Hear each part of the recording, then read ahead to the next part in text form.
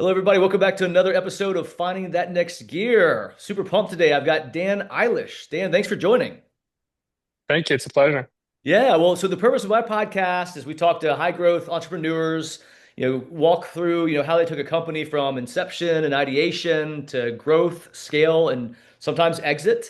You're a little bit more on the earlier side that we typically talk to, but we were introduced about a month ago, and I thought your company was really interesting, and I love the use case that you solve for, and it's something that I've struggled with myself, which we'll get into that in a minute. But it looks like you've been an entrepreneur more or less for about 7 years, and then you founded Jamshare about a year and a half, maybe a little bit longer than that. Yeah. I've started in marketing space, Mhm. and I'm in marketing space. That's what I primarily do. And all that kind of led me to meeting certain people that pushed me to learn new things and helping develop some platforms and apps. And right now I am here with Jamshare and still doing a lot of marketing, which helps a lot on the side, knowing the marketing side of it. But that's kind of where I started.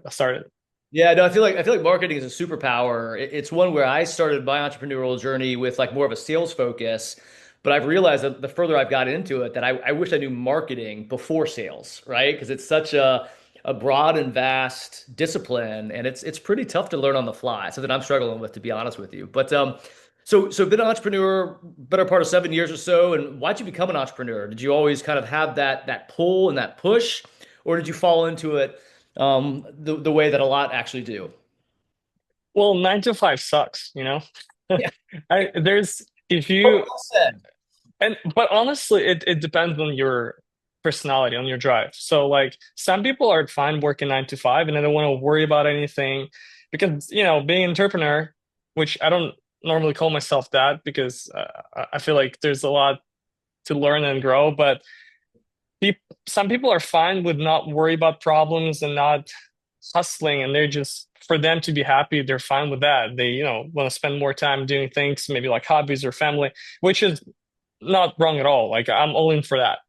I've always was bored. Like Hmm. if I was just doing 9 to 5, I was bored, and I was always trying to find some projects on the side and get some things done on the side.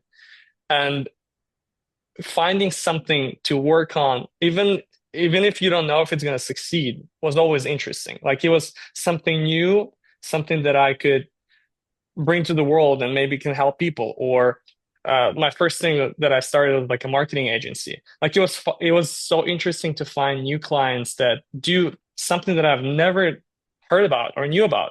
Like one of my clients is a dentist, and now I personally know how to make veneers. Like I could literally go in and tell you the whole step-by-step process of veneers. Or some companies do cleaning, like it's a cleaning industry. And it's so interesting to know how that works. So that was really interesting on the marketing side.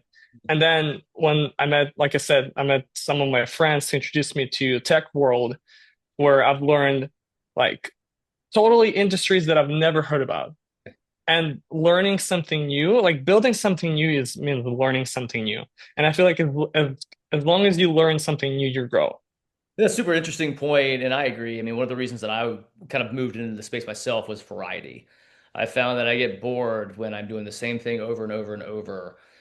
It can be painful to like be thrust into new things and learn new skills, but I really enjoy it, and I need that variety on a daily basis, weekly basis, and a yearly basis. But let's talk about the fun stuff here. So Jamshare, I think the application, the concept is awesome, but would love to kind of hear in your words on what you guys do, and like how'd you come up with the idea?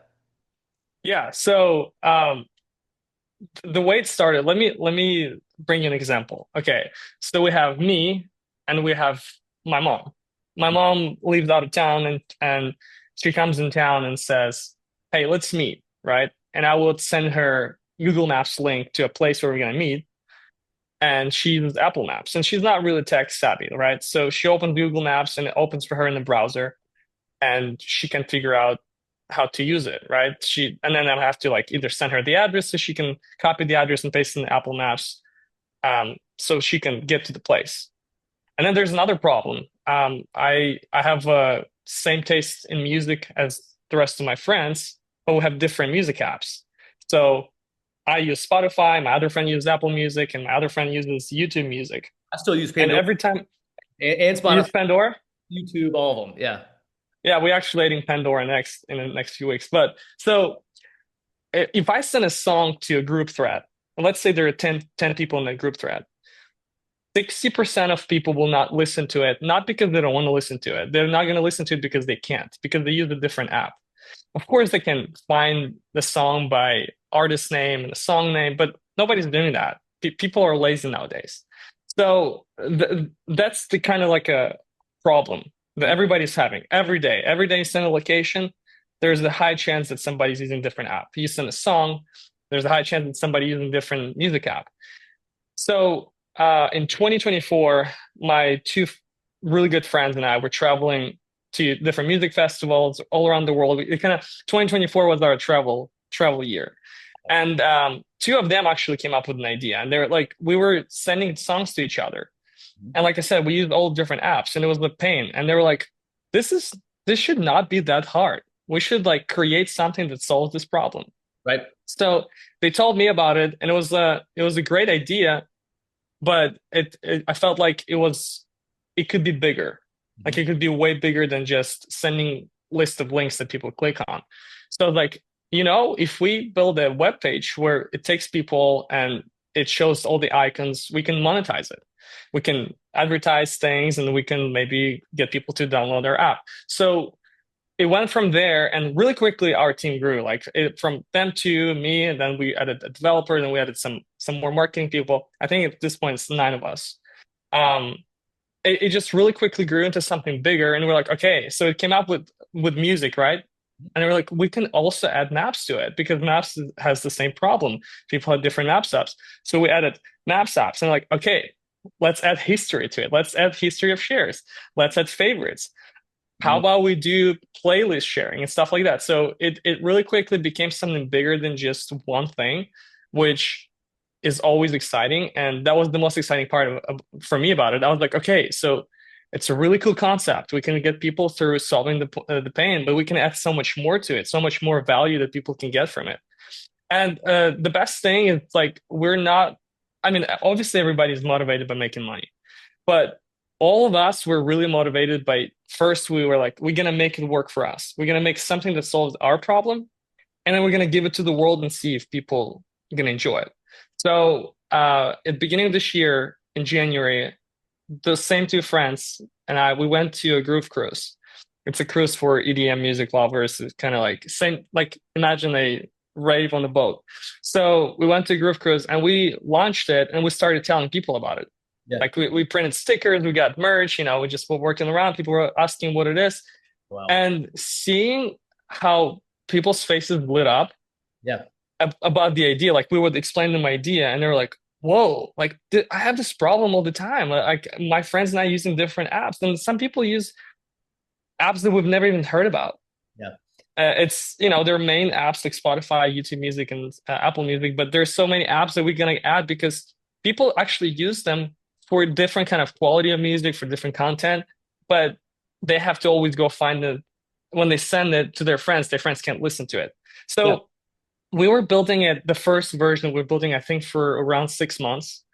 And you always, I guess, kind of start second guessing yourself. Like at first you lit up with the idea and you're like, oh my gosh, I'm so excited about it. And then the longer you work on it, you kind of start second guessing. Is it gonna actually work? Like, will people actually want to use it and then maybe potentially pay for it? And I went through that stage. It's definitely something that you have to kind of push away those thoughts and focus on the main goal and idea. But then when we went to that cruise and started telling people about it, and I saw people's reaction and people would get their phone and download right away, I was like, wow, we are actually onto something here huge. Yeah, so I mean that's pretty cool about the cruise. I feel like that's guerrilla marketing. You know what I mean? Like you don't hear about that much these days. And what a great use case and time and investment and I'm sure ROI too on the cruise. Not only did you have fun, but you got to kind of like try out your product in a real world setting with people who would care. I think that's great. And then it's funny is the application about the maps that resonates with me because I have the same issue with my mom. It's just it's tough for her to kind of navigate addresses, and that resonates. And also the music thing. I send links to people via YouTube for music that they need to listen to. And I don't know about you, but I've got like I'll send some friends this type of music, some friends this type of music, and then others like podcasts. And I've got to go to YouTube, find the link, share it. Of course, you can do some of that in Spotify, but then you've got to make sure the other person has that app on the other side. And so that really resonated with me, like I said, when we first talked, because I lived that life, and I think it's awesome that you're kind of aggregating the music and allowing it to be listenable, regardless of what applications people prefer. So kudos to you, and that's awesome. So how have things been going? I mean, how has your role evolved over the last year and a half? And what's the long-term goal of the vision of the company? Yeah, so it blew up right away. Like the moment we launched it, we went to Groove Cruise, we kind of advertised it. We made some social media posts. We didn't advertise it. We didn't do any paid promotions at the beginning. Um, it went up like right away. People started sharing. And the cool thing about it is now sometimes you download the app, you never use it. Hmm. Um, I have apps on my phone that I don't open in a year, haven't opened in a year. And we have like we can see the active shares and we see shares every single day. And we see like active users. Like there are people who I mean have the same problem as you, right? And then they love sending music and those people send music every day, like tens of songs every day. I send a couple of songs probably literally every day to people, just like, oh, like usually throwbacks, but yeah, like yeah, exactly. So it grew up really quick. And then, like I said, we launched the first version in January. In then end of March, we launched Maps version, and that grew up like that brought different audience of people. Sure. So let's say there are people who don't care about music. Some people don't either listen to music, which is crazy to me. I could never imagine that. Music plays around me 24/7, or they just, listen to it, but they don't really care about sending it to anybody. So that would not really resonate with them. But the Maps version Yeah. actually resonates with everybody. And we were able to bring people who didn't care about music also to the app through Maps. So um, it went from there Maps, and then now we're working on adding more platforms and adding support for like playlists, podcast, albums, and stuff like that. We have a few major huge products and projects that we're gonna release maybe in a year or so, and that would be like completely like it will be in the same kind of area, but it will be way bigger than just what we have right now. Like of course I can't discuss it right now, but Understood. so that's gonna we will be growing, and the goal is I'll be honest with you, we don't have a certain goal set of like, do you want to exit? Do you want to sell it? It's because we're just having fun doing it.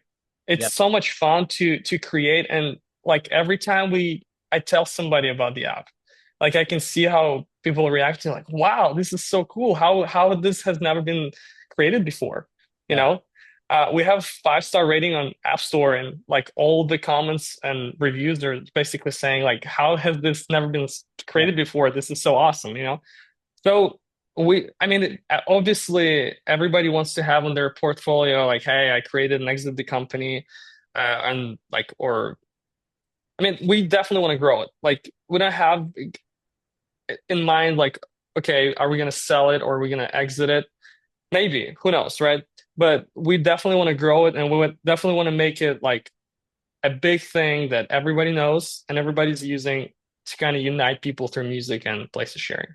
No, I love that. And I also too, I mean, I feel like there's, you can stumble over B2B applications, but not niche ones often. And I feel like this one's very, very niche, which is exciting.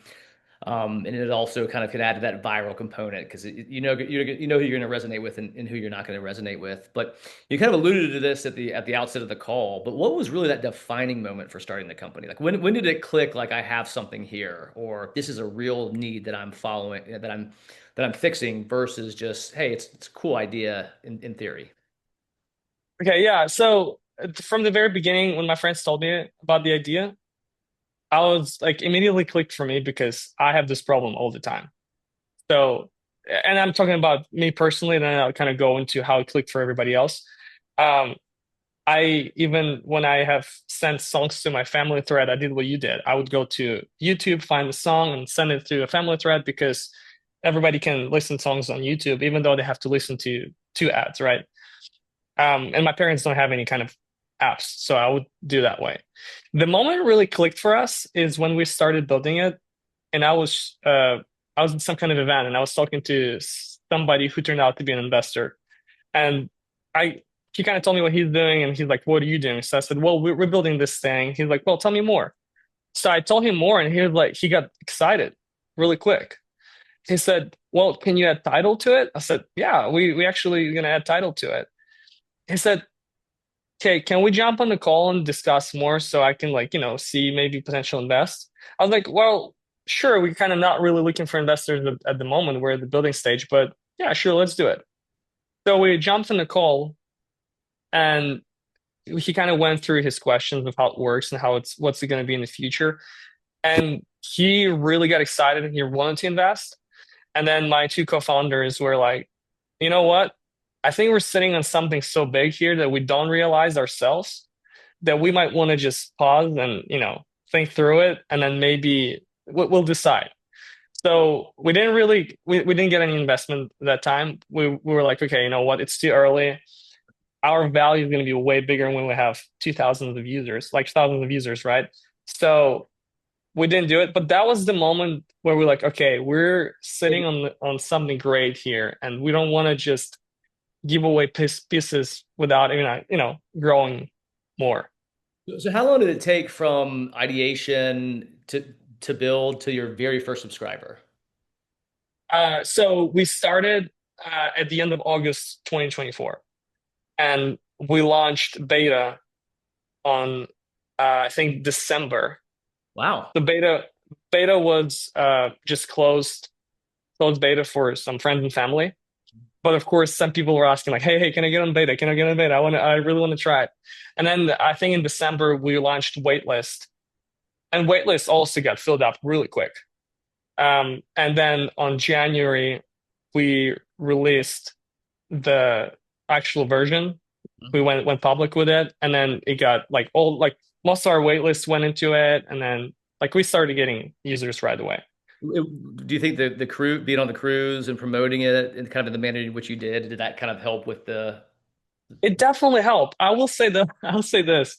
If anybody's listening and they're planning to launch their app on the cruise, just consider there's no internet connection really, unless people pay for it.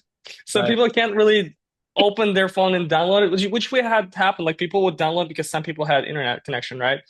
And sometimes you just have mobile service appears. But it will be something that people are like, "Oh, it's so cool." They're gonna save it, take a screenshot, maybe get your card with QR code, but they can't get it instantly, and you don't know if they're gonna get it, right? It definitely helped though.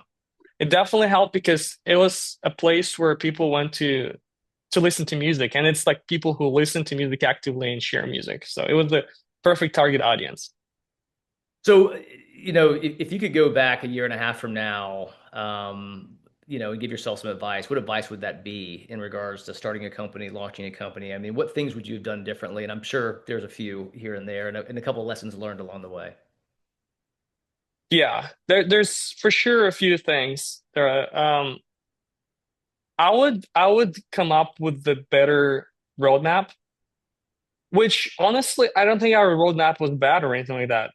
It's just we were excited and we came up with a lot of features. And while you coming up with a lot of features, you have to decide which one you're gonna work and Mhm. which one you're gonna prioritize. And which ones make sense? You know what I mean? Like, Right. because Yeah, I feel like a lot of growth companies get in that mindset where it's like, well, I like it, so everybody else is going to like it, you know? exactly. And then you also have to make sure that it's not just something you like and something that people will use. Although we started building this for us, we're like, we're gonna build it for us and to solve our problem. It just happened to be a problem that resonates with millions of people. I would, if I go a year back, I would definitely, actually less than a year because it's been less than a year.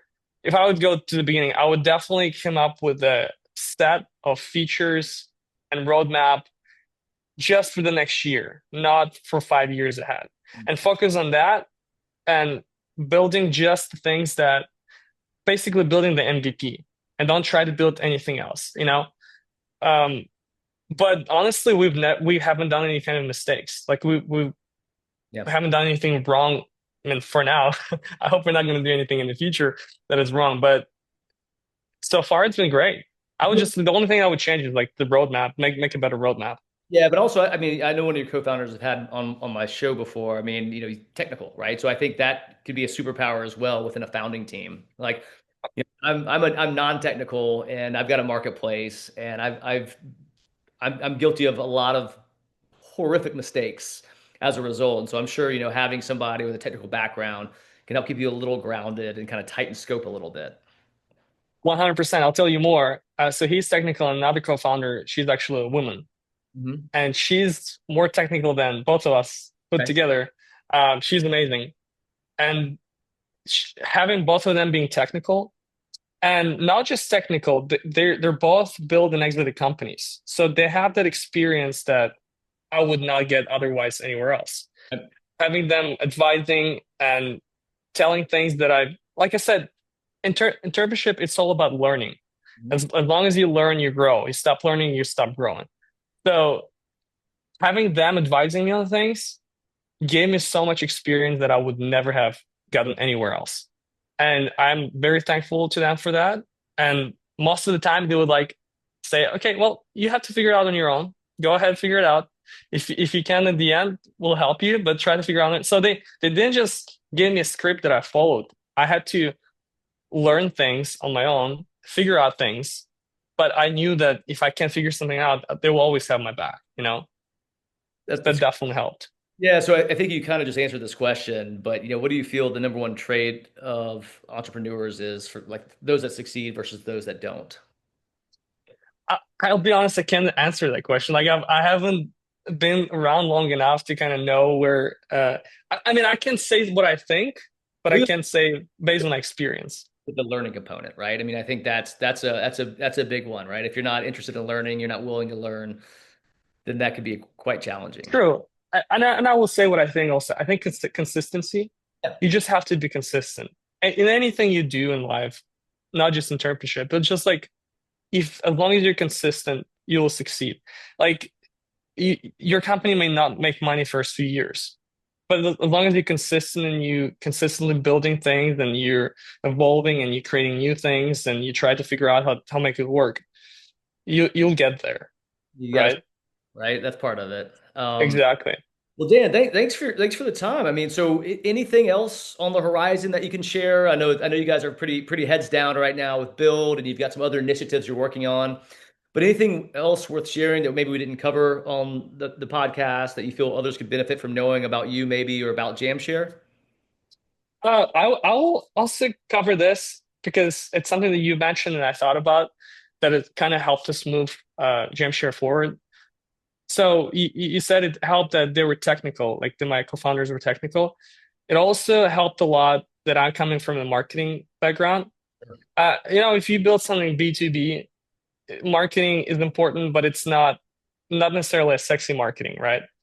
Uh, Me being marketing heavy and then being technical helps put all our um, basically experiences together Yes. and push it through because this is something that you have to heavily market. Yeah. Like it's not just enough to build a good product, which normally it's working this way. You build a good product and people advertise it for you, which is something that we also try to do. But being able to market it and create a great content and you can figure out how to push the people to watch is very important when you do something B2C. So with 100%. this kind of app, our marketing was incredible, and I think that helped a lot also push it through. So if you have somebody that has heavy on marketing or logistics or technical, it's always together to put those minds together. Yeah, no, I agreed. I'm a solopreneur myself, and it's been challenging. Often I wish I had other folks to work with, collaborate with, bounce ideas off, but haven't found that right person yet. But where can people download the app? Where can people learn more about you? Where can people find you? Yeah, so go to jamshare.io if you want to learn about the app. If you want to use the app and download it, it's available on App Store, Apple App Store, and on Google Play Store. It's free, so you can download it, use it. If you want to access to more features, you can get on our wait list for GemX. That's the feature that will have all of the features together. Um, yeah, so Jamshare.io, Jamshare on App Store and then Google Play Store. Excellent. We'll be sure to add some links to the podcast. Well, Dan, I really appreciate the time. Sincerely, congrats on the app, like, and the application. I think it's fantastic, and super glad to have you on and hear about all the success you've had in such a small period. It's gonna be great to see what you do in the next, year, 3, 5 years. So, thanks for I joining. appreciate it. Thank you for having me on. It's been a pleasure.